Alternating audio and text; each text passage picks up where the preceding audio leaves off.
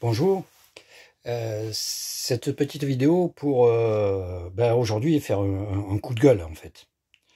Oui, car effectivement, concernant les problèmes qui étaient liés au risque sur le chemin de la baie et qu'on appelle tous le chemin de Rancia, eh bien, les deux communes de Saint-Laurent-des-Gouzes et d'Aigues-Mortes se sont mises d'accord pour effectuer un système de sens unique, et en particulier parce que, y compris les touristes, sont envoyés par les GPS via le chemin de Rancia, qui est le chemin de la baie.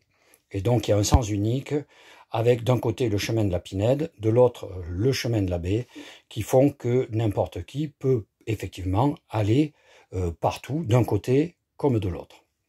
Sauf qu'il y a quelqu'un, il y a une sorte de pithécanthrope qui, par 2 fois déjà, a arraché le poteau de sens unique pour empêcher les croisements qui sont dangereux au regard de la roubine de Rancia sur le chemin de Rancia, en fait, le chemin de la baie.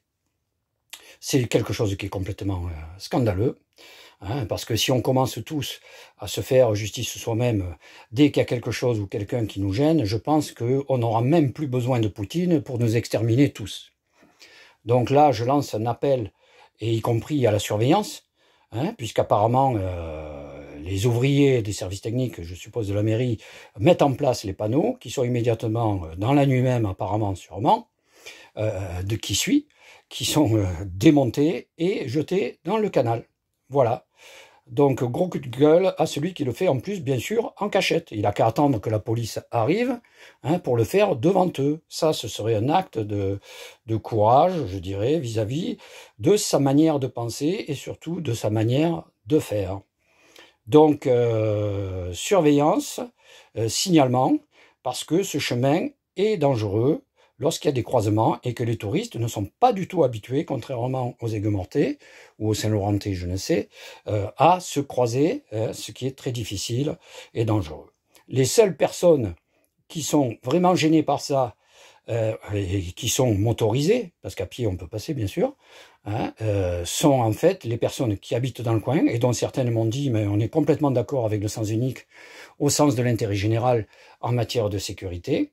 Et bien sûr, malheureusement, les quelques agriculteurs qu'il y a sur le chemin d'un côté ou de l'autre, qui au regard de la rapidité, ou de la vitesse moyenne de leur tracteur, effectivement prennent plus de temps, mais vis-à-vis desquels, au regard de l'intérêt général, on ne peut pas réautoriser, ne serait-ce que pour eux, le double sens de circulation, sachant que la plupart, ça m'est arrivé d'ailleurs personnellement, puisque j'y passe assez souvent, sont très larges au point qu'ils prennent tout le chemin à eux seuls.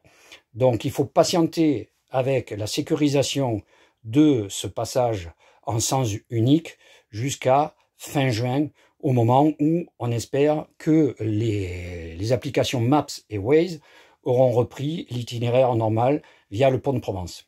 Voilà, bonne soirée à tous. Restons unis dans l'intérêt général sur le sens unique de ce passage. Bonne soirée.